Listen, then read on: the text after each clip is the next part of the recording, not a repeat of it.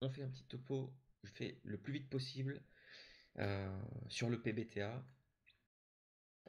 Dans le système PBTA, les jets de dés, c'est 2d6 plus une caractéristique. Je vous le dirai à chaque fois, éventuellement avec un petit bonus qui peut venir d'une de vos actions.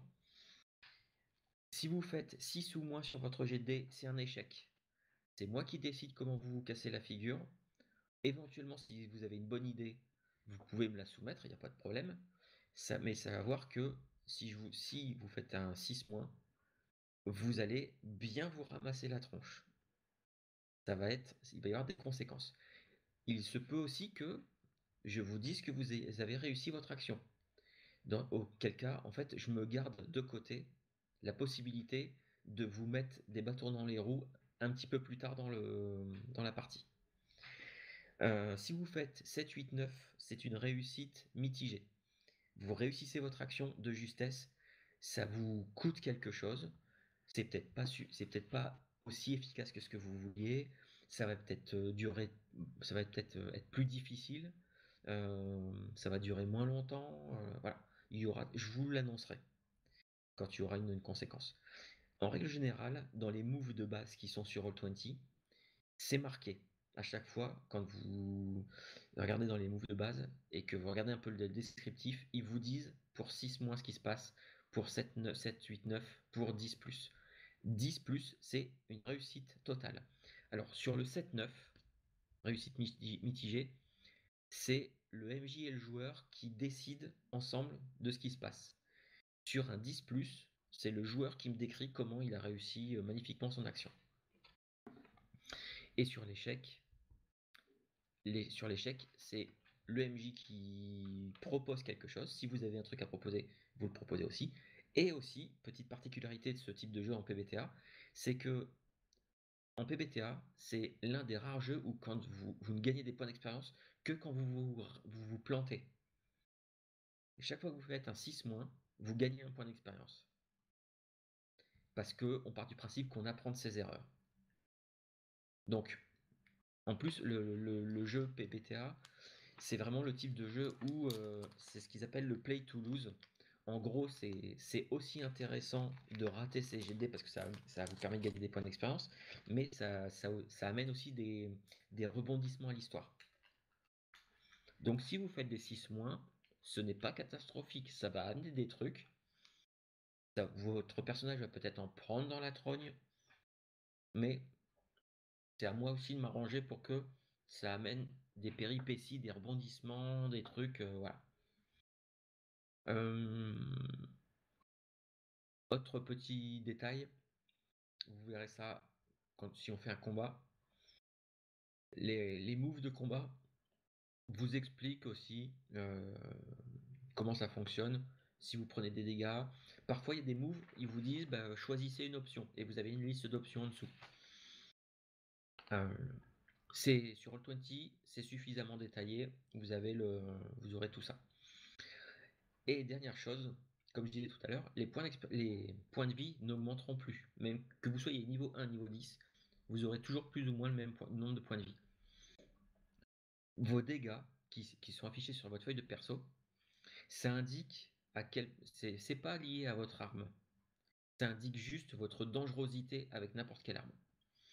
Un magicien, il va avoir du dégât, ce sera du D4. Parce qu'il n'est pas formé aux armes. Un barbare, il peut avoir du D10 ou du D12. Parce que quelle que soit l'arme, que ce soit avec une dague, que ce soit avec une épée à deux mains, il sait où frapper pour tuer son adversaire. Votre score d'armure, c'est des points que vous allez retrancher aux dégâts que vous allez prendre. Voilà, c'est basique. Il se peut que certains d'entre vous aient des petits talents qui vous permettent de faire des dégâts supplémentaires. En règle générale, c'est noté dans vos actions de personnage. Euh, Ah oui, et dernier petit détail. Pour une situation, pour une action, je ne vous demanderai pas à tous de faire un test. Parce que sinon, on va multiplier les éventuels échecs et ça va devenir très compliqué. Donc, même si jamais vous êtes en pleine nature, vous cherchez vous cherchez une piste.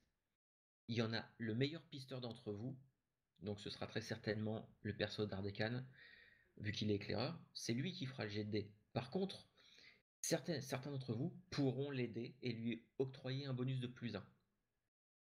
Ça évite que tout le monde fasse un jet de dés et qu'on se perde dans toutes les possibilités à chaque fois. Là, c'est un jet de dés, point barre. Même quand vous négociez avec quelqu'un, il y en a un seul qui fait un jet de dés, les autres apportent un +1, et voilà. Il y a une dernière petite chose que je voudrais mettre au point avec vous, c'est que vous avez des liens entre vous, des liens de personnages qui vont vous accorder un fameux +1 pour certaines actions. Et le truc, on l'a pas fait. Alors, je pense que les personnages d'Ardecan, de Belette et d'Isalia, vous avez tous des liens entre vous, puisque vous faites tous partie de la même famille. Et dans ce que m'avaient dit Philippe et Pazo, vos personnages qui sont étrangers, eux se connaissent. Donc je pense que vous pouvez vous mettre vous pouvez vous mettre aussi un lien, un +1 entre vous, ça devrait le faire. Après, peut-être que au fil de l'histoire, il y a peut-être un moment où peut-être que des personnages se rapprocheront et on pourra considérer que ouais, le lien peut se renforcer ou se dénouer, ça peut arriver aussi. Donc on verra aussi à ce moment-là. Et de quoi? Et c'est des liens qui peuvent intervenir dans les jets aussi. C'est des liens qui interviennent dans certains jets de dés, ouais. Au lieu que ce soit 2d6 plus le modificateur de dextérité, ce sera le 2d6 plus le lien avec la personne. Voilà. Mais ça, je vous dirai, c'est pas les jets de dés les plus courants.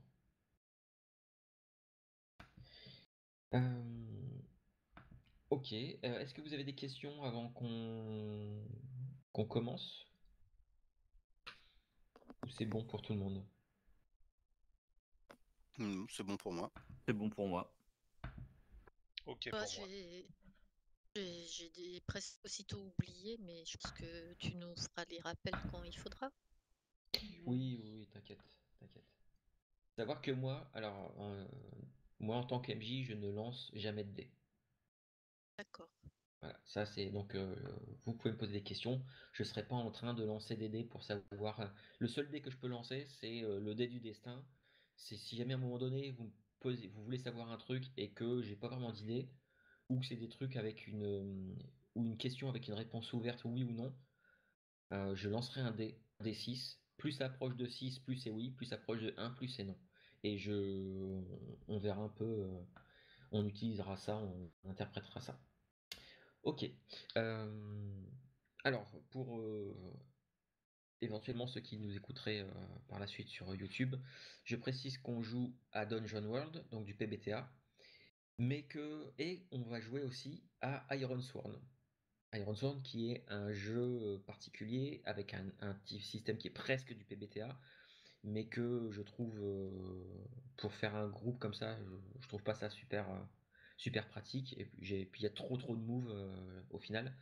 Donc on a pris le concept d'Ironsworn, les terres de fer, avec tout un setting qu'on a mis au point tous ensemble la semaine dernière, mais qu'on a oublié d'enregistrer, mais qu'on va découvrir là. Mais c'est pas le système de jeu d'Ironsworn et on va pas le jouer totalement comme normalement on devrait jouer à Ironsworn. Voilà. C'est un peu ma vision et ma version, comme d'habitude. Voilà.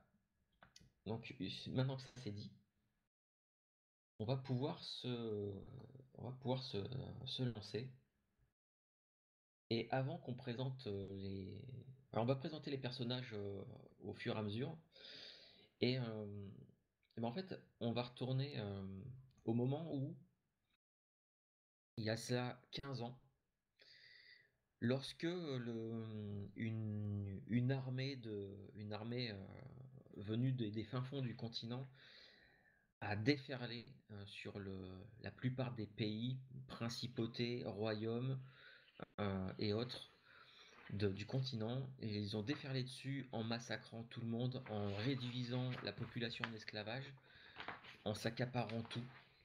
Ça a été inexorable, et c'est surtout que ça a mené un exode le plus loin possible de cette force d'invasion. Et à un moment donné, vous êtes, enfin, tous ceux qui fuyaient, les populations commençaient à se mélanger, et une grande majorité qui a réussi à atteindre les côtes le bord de mer, s'est précipité dans les ports, s'est précipité sur les quelques navires qui étaient encore ici, et ça a été une fuite. Parce que aucune armée n'a réussi à se mettre en travers de cette force d'invasion qui massacrait tout, qui détruisait tout. Même vous, lorsque vous avez quitté vos royaumes, vous n'aviez que des rumeurs sur qui était cette force d'invasion. Est-ce que c'était des humains? Est-ce que fédérés de plusieurs pays fédérés sous une seule bannière? Est-ce que il y avait quelque chose de surnaturel, des forces démoniaques qui étaient là-dedans? Vous savez pas, vous n'avez entendu que des rumeurs, vous n'avez vu que les gens qui arrivaient, qui parfois étaient blessés ou voilà. Et ça a été vraiment une catastrophe. Ça a été la débandade totale. Et vous faites partie de quelques navires qui sont partis tous ensemble d'un port euh, qui était dans une région qui un peu nordique, avec une forte connotation un peu viking. Vous avez fui à bord de vos Longskip, les grands bateaux qui sont d'habitude utilisés plus pour transporter des marchandises ou des troupes. Vous avez fui.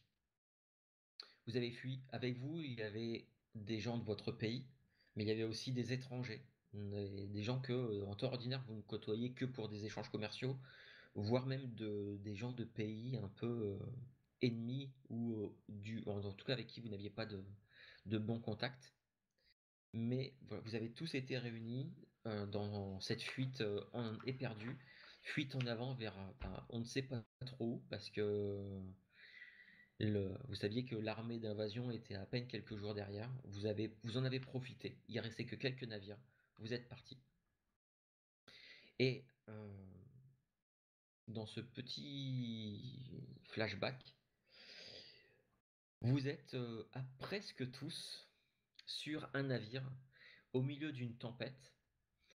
Il pleut, il fait froid, on est à peu près on est vraiment sur la fin de l'automne. Vous êtes frigorifié. Ça fait, ça va faire presque 3 semaines que vous avez quitté le port avec perte et fracas. Vous avez emmené ce que vous pouviez, vos affaires, vos affaires que vous aviez sur vous. Vous avez quand même récupéré aussi ce qu'il y avait sur le bateau, puisque vous avez embarqué sur un bateau qui avait encore des marchandises dessus. Malheureusement, vous avez aussi récupéré les affaires de quelques personnes qui sont mortes pendant ce trajet, parce que leurs affaires pouvaient encore vous être utiles, que ce soit leurs armes, leurs vêtements ou autres. Et donc, depuis 3 semaines, les réserves sont en train de diminuer.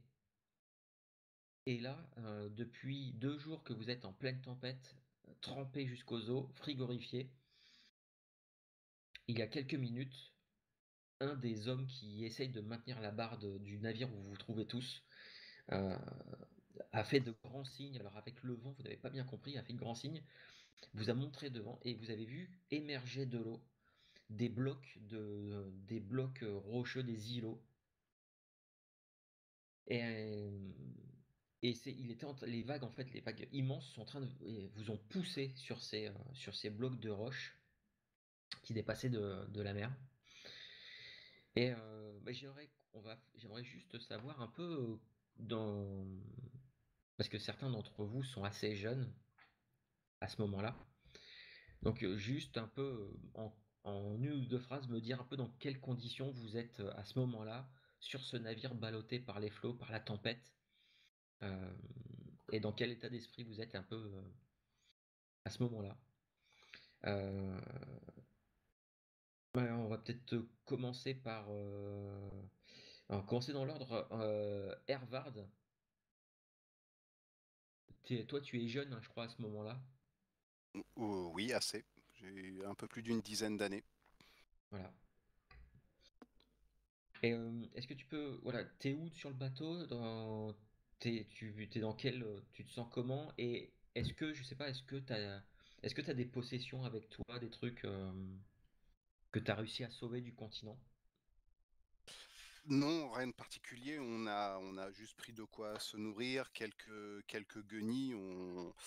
C'était une journée normale qui se déroulait lorsqu'il y a eu une horde de barbares qui s'est mis sans réfléchir à décimer la population de notre village et on comprend que l'instinct était à la survie et on n'a pas eu le temps de s'équiper. On a pris avec Ulrich quelques Avec Taizo. Taizo, pardon. Taizo, ouais. On a pris avec Taizo quelques vivres et on a tout de suite parti en courant pour aller se cacher dans la forêt qui était avoisinante. Donc non, on n'a pas particulièrement, enfin moi en ce qui me concerne, je n'ai pas particulièrement de possession sur moi. Là, je suis sur un bateau. Je pense que c'est peut-être la première fois que je prends le bateau. Donc même si j'essaie, devant mon ami, Taizo de faire preuve de courage, je ne suis pas bien, je suis brassé, j'ai peur, j'ai froid. Je suis sur la poupe du bateau, on est entassés avec d'autres personnes qui sont tout aussi perdues que nous et je sens le mal de mer monter. L'eau nous brasse un peu, je suis pas bien. J'essaie de faire, bonne mine, de ne rien laisser paraître, mais ça ne va pas, j'ai peur. Très bien. Bah justement, en parlant de Taizo, parce que toi, tu es encore plus jeune, si je me trompe pas. Oui, j'ai 11 ans. Et Ouais, non, ah oui, c'est vrai. Non, on avait dit, ouais, vous entre êtes plus ou 10 moins et le même. 12. Ouais, vous êtes plus ou moins le même âge, c'est vrai. Ouais. Et voilà, quand j'ai quitté le vieux monde, mon père, lui, m'a légué avant de mourir Mhm. euh, une dague que lui avait léguée d'ailleurs son père.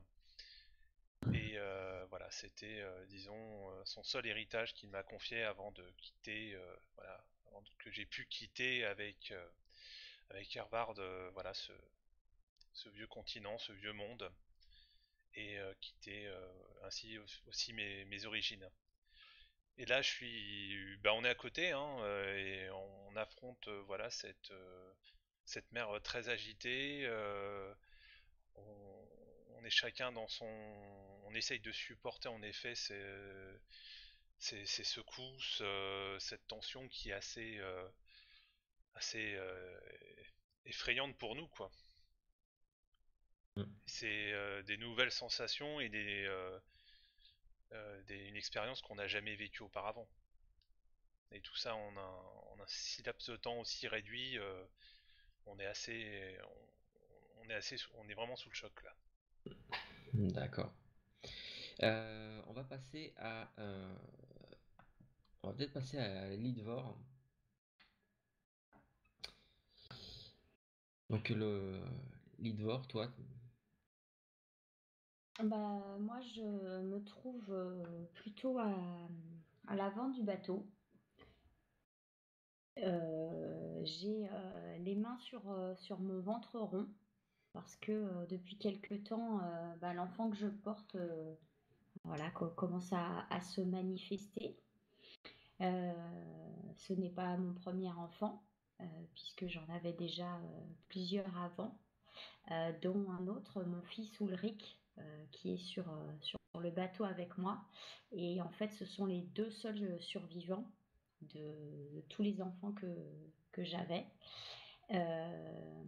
Mon mari, lui, faisait partie des guerriers qui sont partis affronter ces hordes quand elles ont déferlé.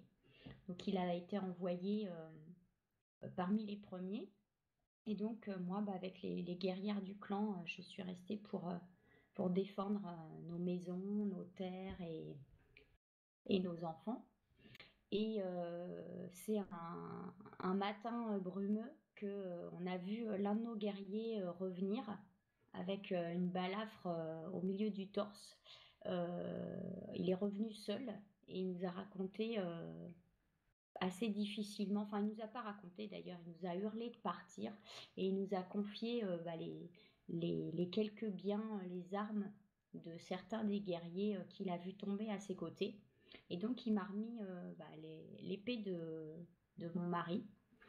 Et bah, depuis que j'ai pris cette épée, je me suis refusée à pleurer, à m'apitoyer sur mon sort, et il faut juste que, voilà, que je sauve les enfants et qu'ils puissent avoir un avenir, parce que sur notre terre, j'ai compris qu'il n'y avait plus que la mort, la désolation qui régnait et le chaos.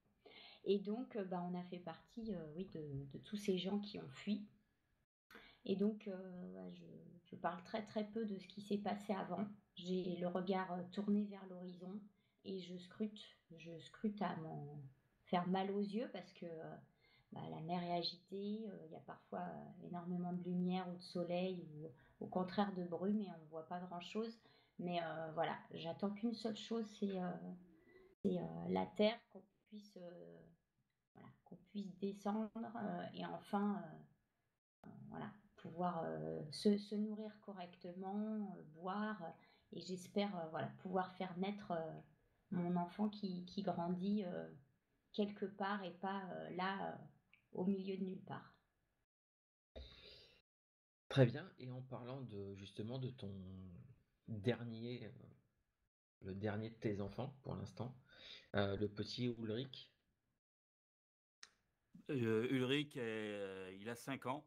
Alors c'est sûr que dans le bateau, il a froid, il a faim, il a peur, mais il ne le montre pas. Il le cache, il le garde en lui. C'est ce que lui a appris son père. Avant de partir, justement, son père lui a dit déjà qu'il allait revenir, qu'il allait les rejoindre, avant de partir à la guerre, enfin, lutter contre la force d'invasion. Il m'a remis juste une sculpture en bois, une sculpture grossière que j'ai dans la main, dans le bateau actuellement. Cette sculpture représente un ours. C'est mon père qui l'a fait. Il m'a dit que cet ours me protégera. Et comme j'ai dit avant, il devait nous rejoindre. Alors, je ne sais pas si ma mère me l'a dit ou pas, mais que mon père ne reviendra pas, mais en tout cas, j'ai toujours cet espoir de le voir revenir. Et donc, au moment où le bateau avance, je suis juste sur le bord du bateau, à la proue avant, et je regarde les rochers un peu penchés sur la mer, et je regarde le bateau avancer. Même si c'est un peu, il doit être beaucoup secoué, je pense, ce bateau avec la mer. Mais je suis en train d'observer l'horizon. D'accord. Bon, et il y a une dernière personne qui est là, mais qui ne peut pas faire grand-chose que flotter au Je sein donne de... un coup de pied dans le ventre de ma mère. Ok. On voit des bosses. Oui, c'est vrai que pour l'instant, tu ne peux pas te manifester beaucoup plus que ça, mais... Et justement, votre navire donc, qui se dirigeait vers ces rochers qui dépassent de l'eau, mais qui dépassent d'une vingtaine, trentaine de mètres de haut, le marin qui est à la barre lutte avec ils sont à deux ou trois, ils luttent pour un peu pour faire dévier le navire, pour éviter que vous enfonciez la tête la première dans ces rochers. Vous êtes ballotté dans tous les sens. Le petit Ulrich, une vague passe par-dessus le bateau, t'embarque, enfin te repousse en arrière, mais Lidvor, ta mère, te rattrape de justesse. Taizo, Hervard, pareil, vous êtes trempés, ça fait des jours et des jours que vous n'êtes voilà, que vous êtes complètement frigorifiés jusqu'aux os. Le Lidvor, tu t'attaches ton Ulrich pour justement pour éviter de soit embarqué, parce que ça doit être un des plus petits du navire. Les autres enfants aussi, hein, s'il y a des jeunes, dès que je sens que c'est très agité, je les attache aux bandes des rameurs. D'accord. Et vous allez vivre quelques heures comme ça un peu horribles, dans le sens où votre navire s'est enfoncé dans une espèce de dédale d'îlots rocheux, de récifs, et ceux qui sont à la manœuvre, de temps en temps, vous sentez la coque qui racle contre la pierre. Mais est-ce que vos dieux, vos dieux sont avec vous encore? Toujours est-il que vous allez passer cette espèce d'immense barrière de rochers, de récifs, pour arriver dans une zone un petit peu plus calme. Bon, même s'il y a encore des vagues de quelques mètres, hein, parce qu'on est quand même, c'est quand même, il y a la tempête qui continue à faire rage. Mais en tout cas, le danger est écarté. Et votre navire va finir par... En fait, vous allez commencer à distinguer au loin une forme sombre, un littoral qui commence à se dessiner. Naturellement, tout le monde commence à regarder un peu par-dessus bord et se rendre compte que vous approchez de la Terre. Malgré le froid, l'eau et tout, il y a quelques sourires qui commencent à se dessiner sur certaines personnes. Et les marins, en fait, mettent vraiment le cap vers cet endroit-là. Et alors que la nuit commence à tomber tout doucement, votre navire, votre Longskip, commence à s'enfoncer dans une espèce de chenal entre deux falaises presque abruptes, un fjord. Et vous vous enfoncez là-dedans. Il y a La pluie s'est calmée, il y a encore du vent. Vous voyez de la brume qui descend un petit peu du sommet de chaque côté. Et, vous êtes dans un endroit que vous ne connaissez pas. Ça fait 3 semaines que vous voyagez. Vous avez voyagé vraiment plein est. Vous ne saviez même pas si vous alliez trouver quelque chose. Il y avait peut-être de vagues rumeurs dans les contes et légendes qui parlaient d'îles loin à l'est avant de chuter au bord du monde. Mais voilà, comme vous êtes vraiment jeté à corps perdu, vous n'étiez même pas sûr en fait. Mais là, visiblement, les dieux vous ont accordé leur protection. C'est peut-être une immense île, ou peut-être plus grand, qui s'offre à vous. Vous n'êtes pas le seul bateau. Derrière vous, alors vous étiez parti, il y avait une quinzaine de navires. Il n'y en a plus que 6 qui arrivent, plus ou moins remplis. Des gens de chez vous, des gens d'autres pays. Et vous voilà tous arrivant sur ces terres totalement inconnues. Et voilà. Dans ce flashback, on laisse juste le navire s'enfoncer dans le fjord, tout le monde en train de découvrir tout autour un paysage totalement inconnu. Et on va faire un petit saut dans le temps, une ellipse. On va faire un saut d'une quinzaine d'années. Ça fait 15 ans que vous êtes arrivé ici, sur cette...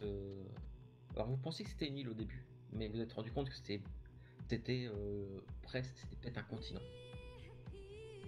Quand vous êtes arrivé, vous avez exploré les alentours au début, voir un peu où vous pouviez vous installer. Vous avez trouvé des endroits, quelques plages de galets où installer vos navires, faire un premier campement avant que quelques-uns des hommes et femmes aillent explorer un peu plus loin.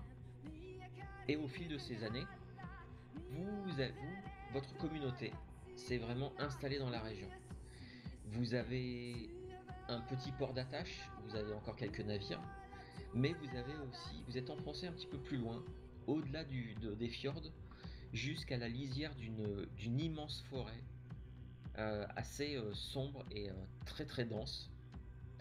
Et vous avez installé ici là.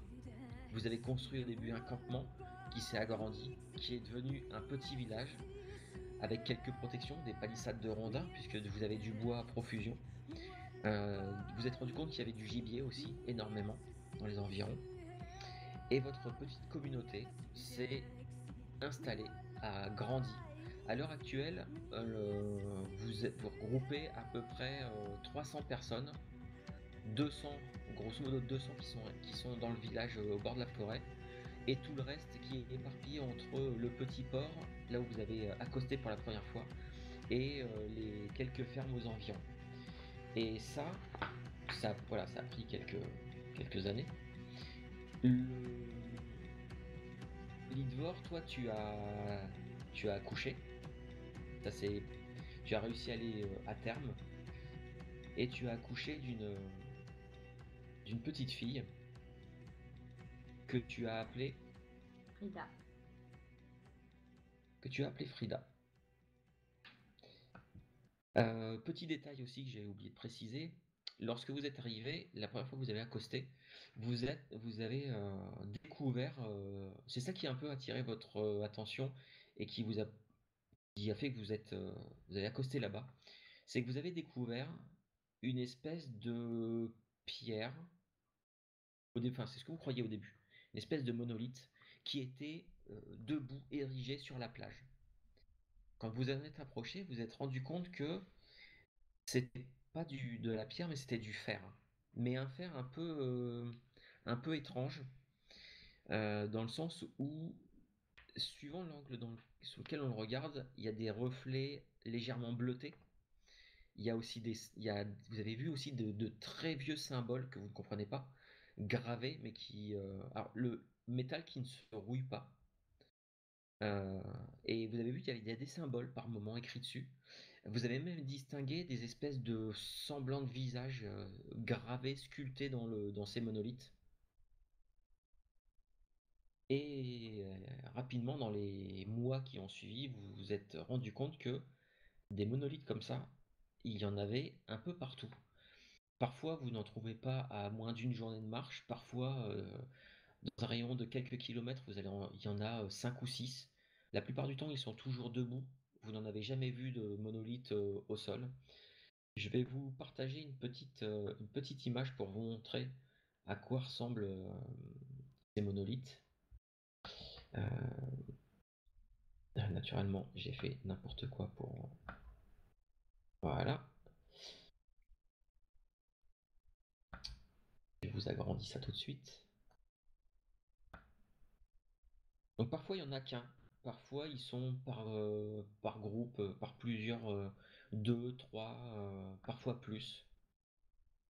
Et donc, ouais, ces espèces de monolithes, alors qui ne sont pas totalement lisses,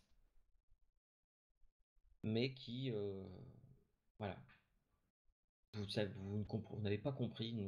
À l'heure actuelle, vous n'avez toujours pas compris qui est-ce qui les a mis ici. C'est devenu vraiment une espèce de mystère pour vous depuis que vous vous êtes installé. Et vous avez, depuis 15 ans, vous avez appris un peu à découvrir les environs. Vous savez que au-delà de la forêt, il y a du gibier, animaux qui ressemblent à ceux que vous connaissez, d'autres légèrement différents. Mais par contre, vous avez aussi découvert qu'il existait des prédateurs beaucoup plus dangereux. Ce que vous avez qualifié, vous, de monstres ou des créatures vraiment puissantes, parfois qui ressemblent à des créatures légendaires de vos contes et légendes, mais qui ici sont réalité. Et dernière chose, après je vous laisse la main, vous avez découvert qu'il y avait des ruines mais abandonnées, qui ont l'air d'être abandonnées depuis des siècles et des siècles, sans avoir réussi à comprendre qui avait érigé ça. Et il n'y a pas d'autres comment dire, d'autres populations humaines. Par contre, vous avez rencontré alors vous savez pas trop si c'est des animaux, si c'est des créatures. Toujours est-il que vous avez surnommé ça des Vaïtirs. Les Vaïtirs, ce sont des créatures qui mesurent à peu près 1 mètre de haut, avec très très courtes sur pattes, humanoïdes mais avec des proportions très bizarres. Ils ont de très courtes pattes, de longs pieds, le corps, le long bras qui touche le sol, avec des mains avec pouces opposables, hein, entièrement couverts de poils. Et de leur visage, il y a deux petits yeux noirs, énorme nez très très proéminent. Ils ont aussi une longue queue sans poils, mais avec une touffe de poils au bout. Et apparemment, ces créatures-là ont l'air d'avoir un langage à elles, ont l'air de vivre en groupe. Alors, elles ont comme particularité, c'est que elles sentent très très fort. Ça pue. Par contre, ce genre de créatures, quand quand vous les avez découvertes en bordure de forêt, bah, au début elles étaient craintives, mais en fait la curiosité a fait qu'elles ont commencé à venir s'approcher. Et au fil des années, vous n'arrivez pas à comprendre leur langue, malheureusement, mais vous êtes rendu compte que ces créatures-là, les Vaitirs, avaient une espèce d'artisanat un peu particulier. Ils fabriquent des pendentifs à partir d'os ou de morceaux de bois ou ce genre de choses. Mais surtout, c'est que ces créatures euh, viennent souvent, euh, viennent piquer de la nourriture que vous pouvez balancer, que vous jetez ou des trucs comme ça. Par exemple, quand vous videz des animaux, souvent les Vaitirs en fait viennent récupérer les restes. C'est devenu, alors par moment ça peut être compliqué, ça peut être pénible, et par moment ça arrive que dans le village il y en ait un ou deux qui se promènent, qui essayent de chaparder des trucs ou qui suivent une personne parce que cette personne-là arbore un objet. C'est pas voilà, c'est pas vraiment un nuisible, pas suffisamment chiant pour que ce soit nuisible. C'est vrai que parfois quand les Vaetirs, il y en a un ou deux qui rentrent dans une maison sans avoir ils passent par la fenêtre ou ce genre de truc.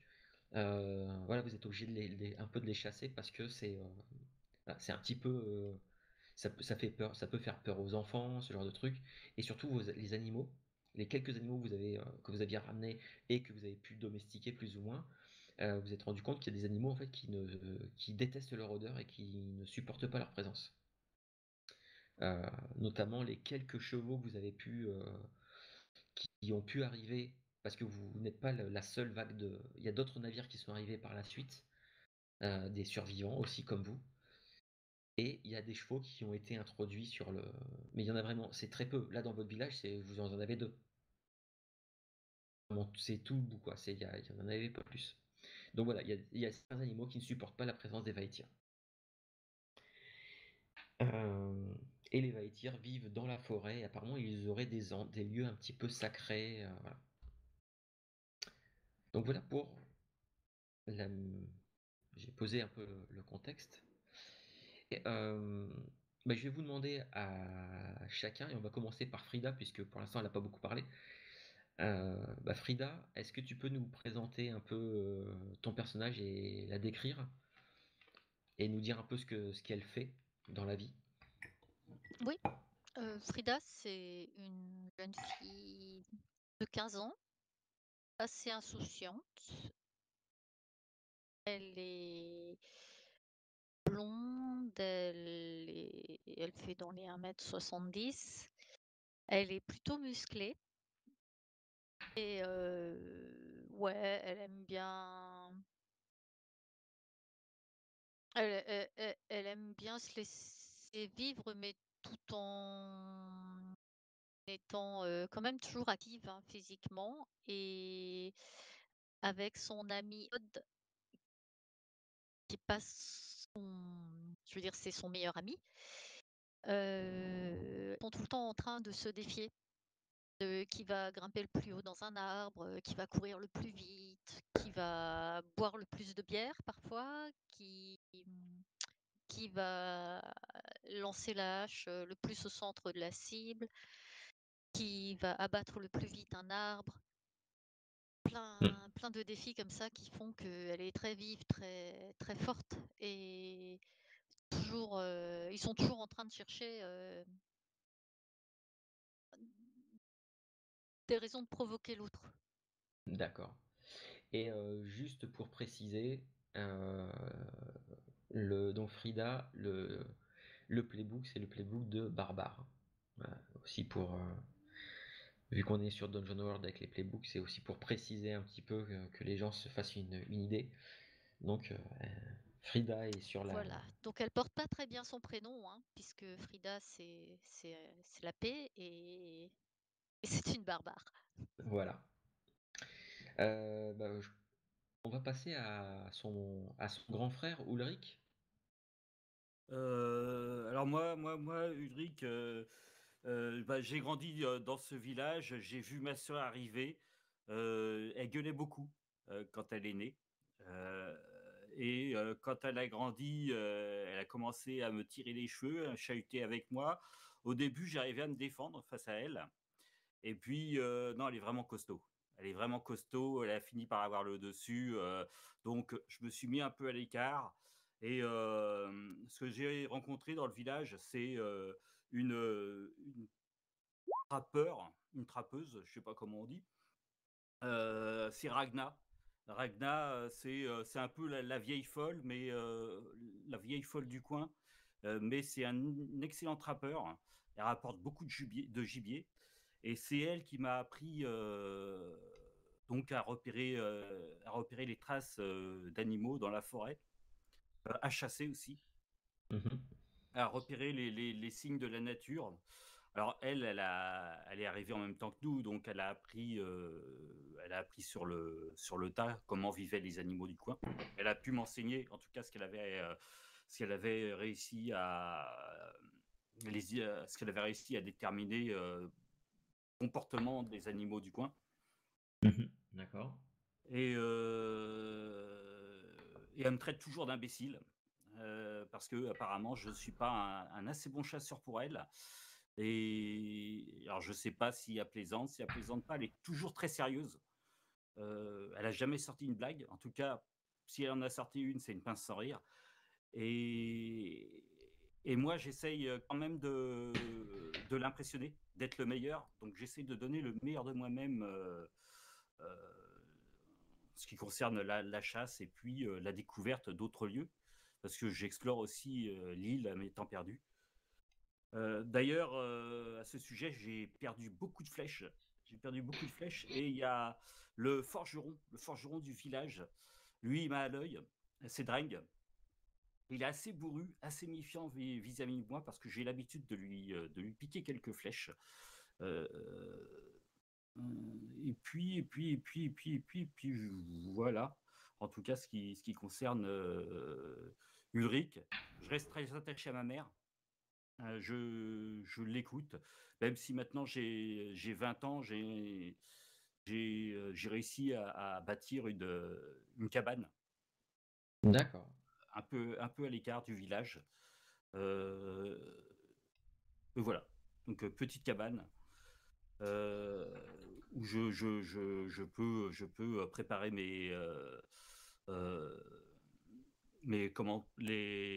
réparer mes armes, en tout cas, entretenir mes armes, et puis stocker les flèches que j'ai chouravé à Dreng.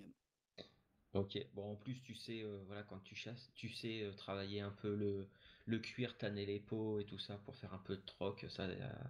Oui, c'est pour ça que je suis un peu à l'écart du village, parce que quand on fait de la tannerie, ça sent assez fort. Ouais. Donc il vaut mieux que je sois à l'écart. D'ailleurs, c'est une odeur que je traîne un peu sur moi aussi. Ok. On traite de Vaetir souvent. Et du coup, juste pour Ragna, l'espèce de vieille folle, tu me disais elle était plus âgée que toi. Elle a quel âge à peu près? Oh, elle doit avoir 45, mais elle en fait 60. 45, mais on fait 60. D'accord. Ça marche. Ok. On va passer à Taizo. Alors moi, pendant toutes ces années, on a essayé justement avec Harvard voilà, de vivre d'une manière ou d'une autre, en se fabriquant peut-être nous-mêmes nos cabanes. En tout cas, on a eu des périodes voilà, de ce type. Ces monolithes, quand je suis arrivé, en tout cas, ça m'ont vraiment fasciné. Et j'ai vu pour moi, j'ai vu que je me suis dit c'est peut-être une trace divine et j'ai fait beaucoup de rituels, enfin pas de rituels, mais on va dire de petits pèlerinages autour de ces monolithes pour essayer de communiquer, peut-être avec mes parents qui sont dans l'au-delà. En tout cas, c'est l'espoir que j'ai gardé au fond de moi. Et c'est en même temps l'endroit où je peux aussi me recueillir seul, un peu comme dans un temple. Et c'est là que j'ai fait la découverte d'un alchimiste assez âgé qui s'appelle Cole et qui a été assez intrigué de me voir face à cet objet assez mystérieux. Et on a commencé à parler un petit peu euh, pas forcément de magie, mais ce qui pourrait tourner un peu sur des phénomènes un peu inexpliqués. Et il m'a parlé justement de son activité sur le fait que voilà, il était herboriste et alchimiste. Et me voyant comme ça, sans abri, m'a proposé de rejoindre un autre de ses élèves pour m'enseigner sa discipline, avec en contrepartie le fait que je devais m'occuper de toute sa propriété, de toute sa minuscule propriété, de lui faire ses courses, enfin de m'occuper vraiment de tout ce qui était côté pratique. Et parallèlement à ça, il m'a formé à la chimie. Et l'autre élève, on a été souvent en conflit, car on voyait chacun cette discipline d'une manière plus ou moins bonifique.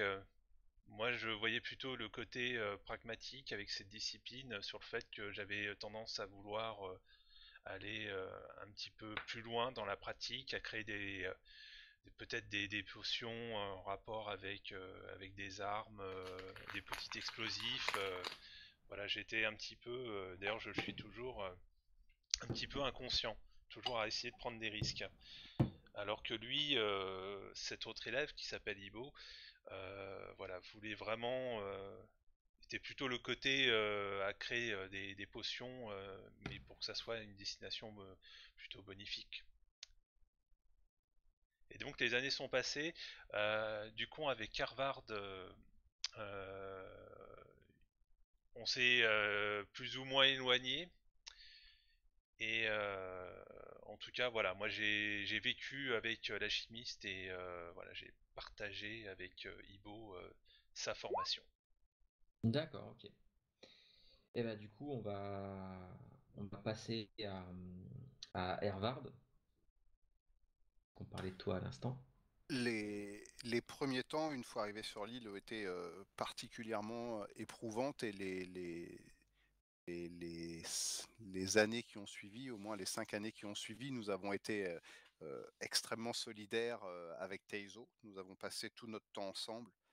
Nous avons cherché à survivre ensemble, à nous alimenter ensemble, peut-être à nous insérer aussi dans cette nouvelle communauté ensemble, ce qui n'était pas facile pour deux jeunes enfants sans repères parentaux ni rien. Peut-être même qu'inconsciemment, je me suis rapproché, ou du moins j'ai fait connaissance avec Lidvor, car elle dégageait peut-être tout ce que nous venions de perdre, des, des parents, une famille, des repères, alors elle portait en elle la vie, elle semblait investie plus que tout par ce dessein de devoir mettre au monde sa petite fille, et une fois qu'elle était née, d'en prendre soin, et c'était exactement ce qui nous manquait, et même peut-être parfois secrètement, je la regardais faire dans le village, et j'avais peut-être qu'elle reconstruisait inconsciemment quelque chose en moi, et peut-être qu'au détour de quelques conversations qu'on a peut-être pu avoir aussi, j'y cherchais du réconfort. J'ai gagné en maturité après, je me suis renforcé psychologiquement comme physiquement. Et j'ai compris qu'il y avait sur cette terre inconnue, il y avait un danger par-dessus tout qui était ces monstres. Ça a commencé par les Vaetir, en effet, qui venaient de temps en temps piller dans notre village, et on a mis un petit peu de temps à comprendre quelle était leur nature. On a compris que c'était des créatures qui n'étaient pas forcément très nuisibles pour nous. Bien qu'embêtante. Et là, j'ai commencé à me dire que si nous devions continuer à vivre en paix, il fallait que je connaisse les créatures qui peuplent ces terres, cette île, connaître leur dangerosité et, le cas échéant, comprendre leur mode opératoire, les connaître plus que tout, les étudier pour pouvoir les combattre. Donc en effet, lorsque Taizo a pris la direction de l'enseignement avec son tuteur, c'est exact même moment où je partais parfois plusieurs jours, voire plusieurs semaines à la découverte de l'île, et surtout à essayer de découvrir de nouvelles espèces de créatures, ce qu'elles étaient, si elles étaient potentiellement dangereuses pour notre communauté, et les combattre. Ok, ok. Et on va terminer avec Lidvor. Tu peux nous présenter un peu Lidvor? Lidvor, c'est une guerrière. En fait, elle a appris à se battre avec son époux, avec les jeunes de son clan, en fait. Et puis, très vite, quand elle a porté les enfants, eh bien, elle est restée plus, plus à la maison, à s'occuper d'eux, à leur inculquer les valeurs, les traditions, le maniement des armes, pendant que son mari faisait les raids commerciaux, ou les actions de défense ou d'attaque, etc., qui étaient liées au clan, ou alors aussi aux rivalités, etc. Et donc, elle n'en parle jamais de son époux défunt, elle ne parle jamais du vieux continent, de ce qui s'y est passé. D'ailleurs, ça a peut-être été compliqué pour certains enfants, et pour ses propres enfants, peut-être encore plus pour Frida qui n'a pas connu son père. Très vite en arrivant, elle s'est occupée des enfants, alors des siens, mais un peu de tous, quoi, parce que elle a bien vu que ils étaient complètement incapables de se débrouiller, et que elle devait que c'était eux la relève, que c'était eux la vie à protéger, l'espoir de continuer de fonder un nouveau clan ici. Et donc son obsession, ça a été de protéger, de défendre. En fait, elle a été très longtemps angoissée, un peu traumatisée. Donc tout de suite, elle a organisé les défenses. Alors avec ce qu'il y avait, avec les restes des organisations qu'il y avait dans le clan, dans les villages, avec des fossés, des remparts, des espèces de petites cabanes sur les arbres, ou des promontoires pour faire mettre en place des surveillances. Et donc elle s'occupe toujours de ça 15 ans plus tard, parce que elle a toujours cette hantise que ces armées déferlantes puissent les poursuivre. Elle se dit que 3 semaines en bateau pour une armée de cette ampleur, c'est mince. Et donc, elle a formé les jeunes. Hein, vous êtes tous passés par son entraînement avec mange-toi le bouclier dans la figure, relève-toi, crache le sang de ta blessure, et puis continue. Alors avec plus ou moins d'engouement selon vos caractères, mais elle est fière de se dire qu'aujourd'hui tout le monde sait se défendre un minimum, même si certains comprennent pas le sens, ou pensent qu'on est plus ou moins à l'abri ici. Elle a repris un compagnon parmi les arrivants, qui s'appelle Ralph, avec qui elle a eu 2 enfants, 2 filles. Et puis, donc avec qui elle s'entend bien, elle a refondé un nouveau foyer. Alors, Et donc, elle a organisé aussi tout ce qui était, voilà, avec certains pour subvenir aux besoins, organiser des pêches, répartir la nourriture. Et puis, le climat est rude, donc elle, voilà, elle a fait attention au rationnement, etc., organiser des premières explorations pour découvrir des sources d'eau. Voilà. Et il y a quelqu'un, par contre, avec qui elle ne s'entend pas et c'est plutôt compliqué, c'est As, une des plus anciennes, qui a une cinquantaine d'années et voilà, qui dit entendre les esprits, être en communication avec les esprits. Alors parfois elle se met au pied des monolithes ou alors on ne sait pas trop si enfin, si elle prie encore nos anciens dieux, des nouveaux esprits. Mais ce qui l'agace, c'est que voilà, ça explique toujours tout. Et puis souvent les gens l'écoutent parce que elle est ancienne, que elle aurait accès à des messages supérieurs. Et puis des fois, c'est pas forcément pétri de bon sens tout ça. Donc c'est régulièrement que toutes les deux, elles se disputent franchement, clairement, quoi. Du coup, comme vous aviez dit que votre communauté était dirigée justement par un ou une chamane, c'est elle alors ou pas? C'est possible. Et tu vois, Ah, ok. Moi, je pense que oui. T'as un truc à rajouter sur ton perso ou en gros, elle a une bonne quarantaine d'années, 45, un truc comme ça. Ouais. Ça marche. Ok, donc ce qui fait que oui, Lidvor, c'est vraiment c'est la figure maternelle, c'est un peu la figure maternelle et guerrière de toute la. Il y en a d'autres des guerriers, je suis pas la seule. Non, oui, des c'est guerriers. bien, oui. Mais le truc, c'est avec le côté de t'occuper, d'être occupé de plein de gamins et de gérer l'entraînement. Ouais, pour beaucoup, t'es peut-être un peu la figure et maternelle et guerrière parmi toute la communauté. Peut-être même que ça t'octroie peut-être même une espèce de statut un peu particulier, même si t'es pas à la tête de toute la défense et tout ça, mais t'as peut-être En fait, je pense que par rapport aux autres mères, parce que j'étais pas la seule qui ont traversé, qui se sont occupées des enfants, en fait, je pense que j'étais la seule à porter un enfant sur la traversée et à faire naître un enfant en premier ici. Donc, ouais, il y a un peu une espèce d'aura autour de toi, en gros. C'est peut-être ouais, plus, ou c'est peut-être peut-être plus que ça, c'était pour les autres, j'ai un traversé modèle. encore plus d'épreuves que d'autres, je sais pas. D'accord. J'ai partagé sur Roll20 les images pour vos persos.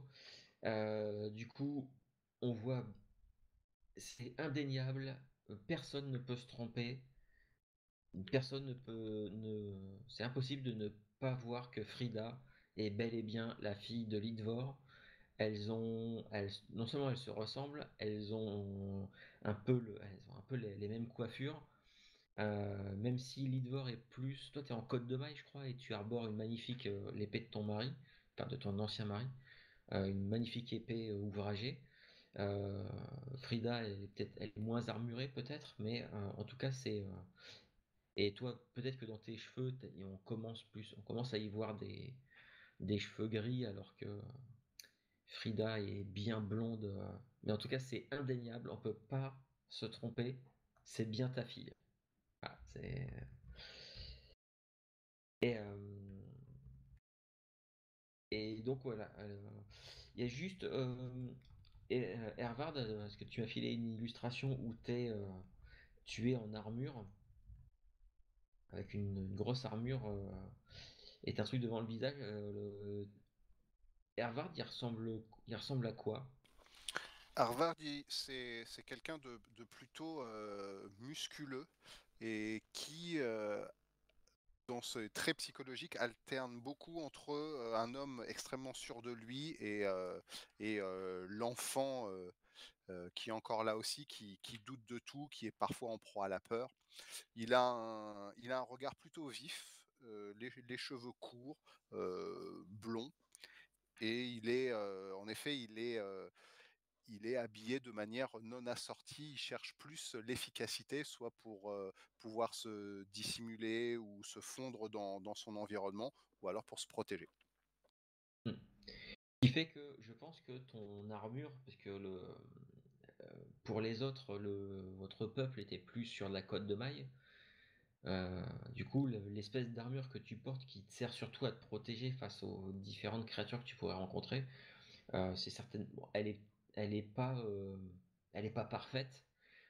Probablement parce que le forgeron du village à qui tu t'as demandé de te fabriquer ça, bah il en avait peut-être jamais fait. Donc il s'est débrouillé, il a fait ce qu'il pouvait. Et il y a un complément dont les épaulettes ou certaines parties qui sont que je lui ai rapportées, qui sont cousues ou rapiécées, qui sont pour certaines de la chitine, par exemple, de certains monstres que j'ai pu croiser, même de taille moyenne. Voilà, c'est vraiment une armure de bric et broc où j'ai essayé au fil de la chitine, merci, et qui a essayé de se mettre au point, enfin de développer une armure efficace. Ok. Ok, ça marche. Et après, bon, pour ce qui est de d'Ulrich, bah, il doit sa chevelure brune, il doit tenir ça de C'est de son mon père. père. C'est de Ouais, mon ouais, père. Il était brun. ouais. Et Et- quant à Taizo, Taizo, il n'est pas très. On voit ça, on voit que il est peut-être pas, il faisait pas partie de votre. Il n'a pas la même culture. Autant Hervard, avec le fait qu'il soit blond, tout ça, ça pourrait peut-être passer. Autant, puis il est assez costaud. Autant Taizo, on le voit, même s'il a été accepté par tout le monde, mais on voit que il n'a pas les mêmes origines euh, que les autres. Et alors, si j'ai bien compris, comme vous vous connaissez tous, ah, oui, Lidvor et ses enfants, mais même la figure un petit peu maternelle que Lidvor a pu être pour Hervard, on va partir du principe que vous connaissez bien, que vous côtoyez très régulièrement. Moi, je sais que je suis déjà parti accompagner Hervard quand il partait en forêt pour essayer de repérer certains endroits qui étaient plus ou moins inaccessibles. Donc, j'étais plus là pour le guider dans la forêt et dans les lieux qui sont fréquentés par les créatures. Donc oui, je connais bien Hervard. On a parcouru quelques kilomètres ensemble. Et on a passé des jours, voire des semaines entières à l'extérieur du village. Et j'ai beaucoup appris de lui. Il y a eu une forme de sympathie qui s'est installée, et en effet, il y avait quelque chose de profitable pour chacun à chaque fois que nous lancions dans une expédition. Et puis avec Hervard, en fait, on n'a jamais perdu, on est toujours resté en contact, hein, surtout dans des villages où il y a très très peu d'habitants.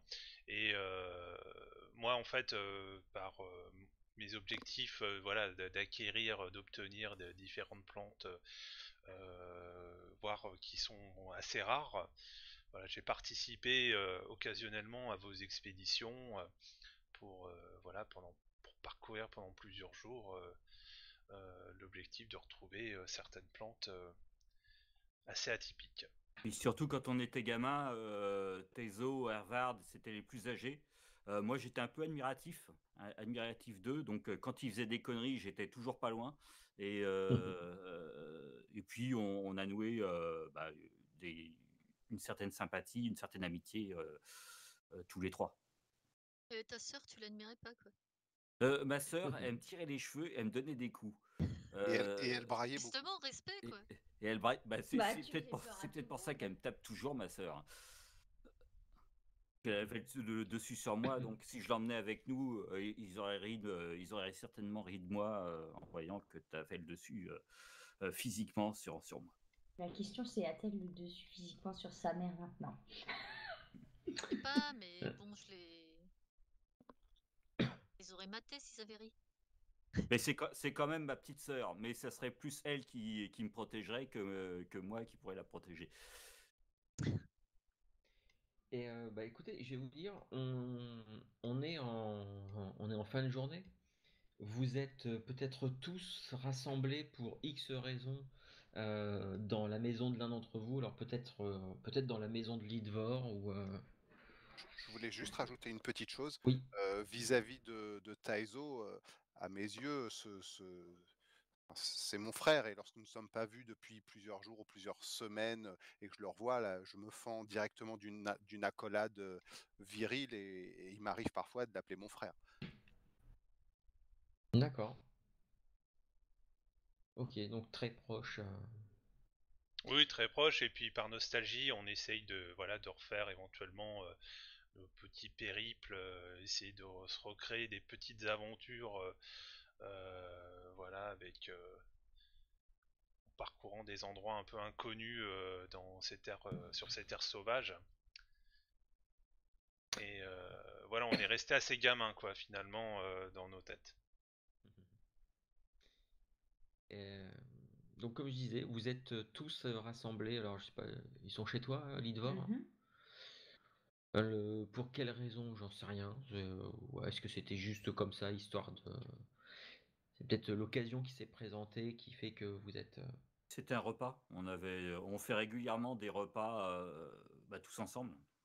Donc on s'est retrouvés à la maison de Lidvor pour un repas de famille, quoi, finalement. Une grande tablée avec du gibier que j'ai récupéré, que j'ai chassé. Et oui, c'est un repas qu'on fait régulièrement. Quand on n'est pas en expédition avec Hervard ou Tezo, ou je sais pas si on t'emmène de temps en temps, Frida, ou pas, en expédition. Eh Ou ben, est-ce que tu- vous y condescendez?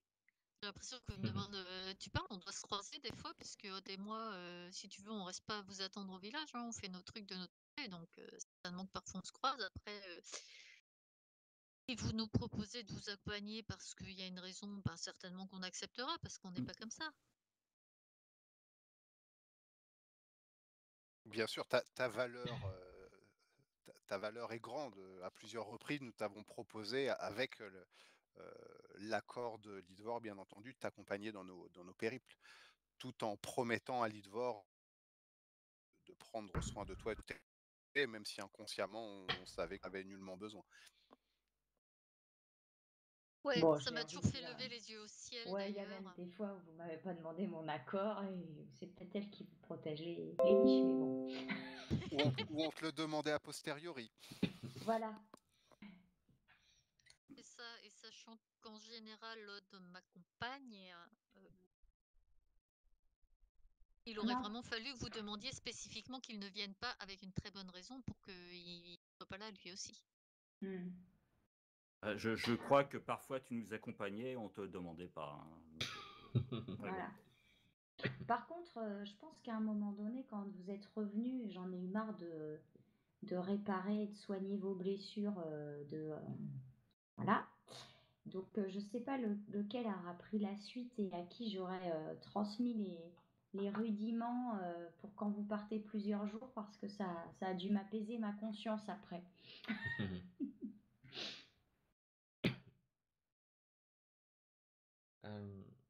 En tout cas, voilà, vous êtes tous ensemble, vous discutez, je sais pas, de tout et de rien.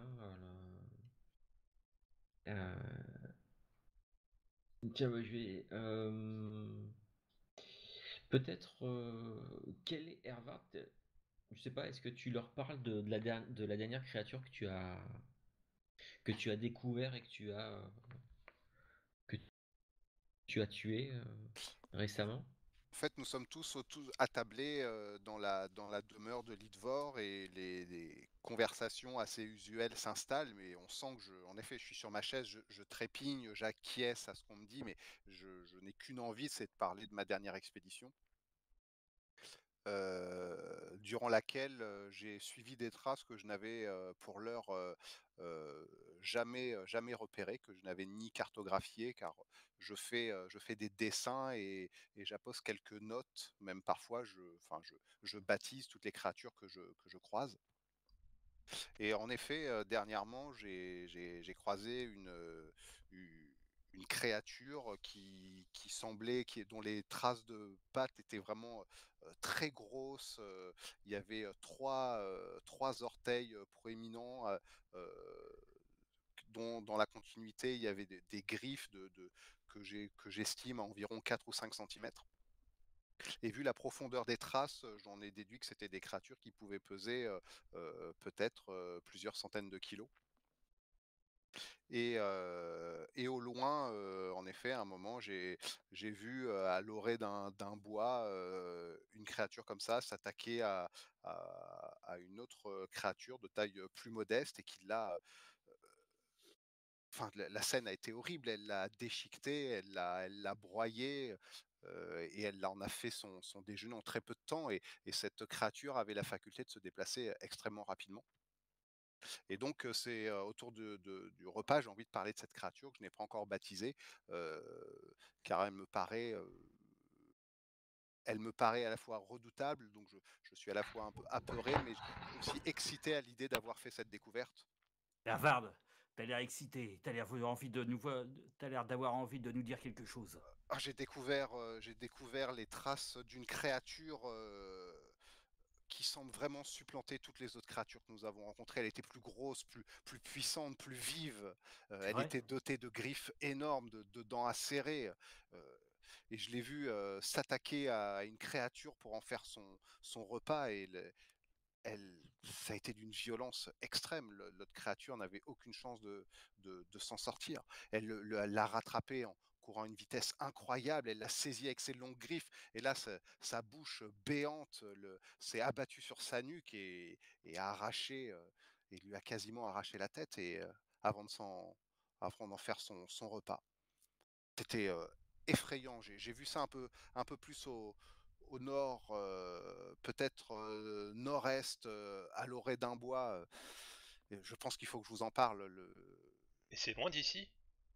On a de quoi Et s'inquiéter? Non, non, c'est loin. Je suis parti plusieurs semaines. Non, non, ça reste très loin.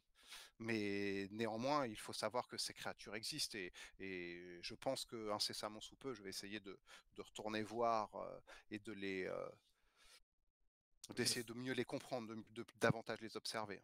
je serais curieux de venir avec toi pour Très bien. pour voir à quoi elle ressemble. En Et tout des cas, créatures bipèdes ou des créatures quadrupèdes? bipèdes, oui. Bipèdes. Tu auras certainement besoin de moi. Quoi Au qu'il en cas soit, où, ouais, je vais peut-être préparer quelques petites potions. son, On ne sait son- jamais. son cuir semblait particulièrement épais. Je pense que c'est une race de créatures qui peut présenter une menace pour notre genre. Et c'était la créature, puisque toi tu l'as bien vu, c'était quel genre? Plutôt reptile, C'était plutôt. tout à fait reptilien. J'ai pas compris si tu l'as tué ou pas. Ah non, je n'ai fait que l'observer. J'avoue, et là je marque un petit temps d'arrêt, je n'ai pas, je n'ai pas osé m'approcher. Ouais, Est-ce que c'est étonnant pour toi ou est-ce que t'es un peu pas très, tu vois? Non, je suis un peu blême quand je parle de ça. Non mais habituellement. Je n'ai jamais croisé de telle chose. Habituellement, nous avons déjà croisé des créatures que vous connaissez maintenant, car je vous en ai parlé, qui étaient également carnivores et qui semblaient savoir se défendre, mais je n'ai jamais vu de telles créatures. Ce que je voulais dire, c'est que quand il y a un fauve ou en général, t'es plutôt. On a fait des expéditions ensemble, t'es plutôt du genre Concentré, courageux ou courageux, impressionnable.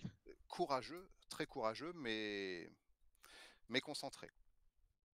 Donc lucide. là, Mm. si t'es impressionné par cette créature-là, ça veut dire que c'est vraiment un truc intéressant, quoi. Mais nul ne le serait pas impressionné par une telle créature. Je pense qu'elle se situe plus ou moins en haut de la chaîne alimentaire sur cette île. Du moins, j'ose l'espérer. Et là, je marque un blanc. Et tu disais qu'elle fait quelle taille? Je ne sais pas. Était-ce un spécimen adulte? Était-ce un spécimen... Bonne question. Je pense qu'une fois plus ou moins dressée, elle devait bien mesurer au moins 3 mètres. 2 mètres Peut-être 50 peut-être. tel que tu me le décris, j'espère bien que ce n'est pas un juvénile. Un Sinon, juvénile. Ah sinon bah, on risquerait j'espère. d'avoir mal.